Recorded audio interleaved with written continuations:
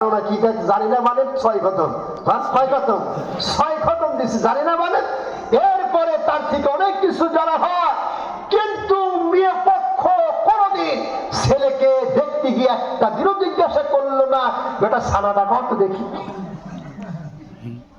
নাকি এই যে যারা ঘটক আছে, যারা ঘটক ছেলেকে দেখতে যান, দেখতে যায় কি একটা দিনও কি জিজ্ঞাসা করেছেন, বেটা জানাজার দোয়াটা পড় দেখি তো কিরকম নামাজ কালাম পড়ি দেখি, বলা হয়েছে কোনদিন? হ্যাঁ, খালি দেখি যে ছেলের কর্ম কি, ছেলে করে নাকি। সরকারি চাকরিতে কোনো কথাই নেই। ওই সেই সিঙ্গাপুর, মালয়েশিয়া, সৌদি আরব বিভিন্ন রাষ্ট্র থেকে মাল কামাই করে নিয়ে আসি বাড়ি ঘর করেছে।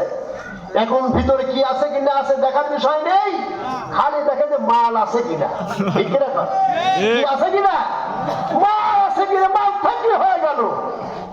দোয়া ধরতে যদি বিয়ে যদি ভেঙে যায় নাকি, এই কারণেই সেখানে দোয়াগুলো ধরা হয় না।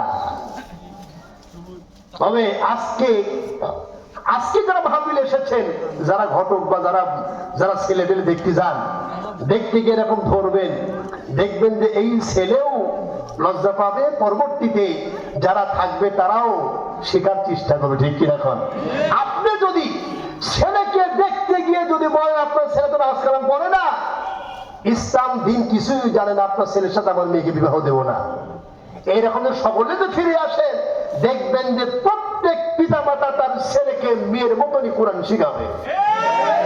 দেখুন না কেন? কিন্তু আসলে আমরা তো সে কাম করি না। ছেলে যদি নামাজি হয়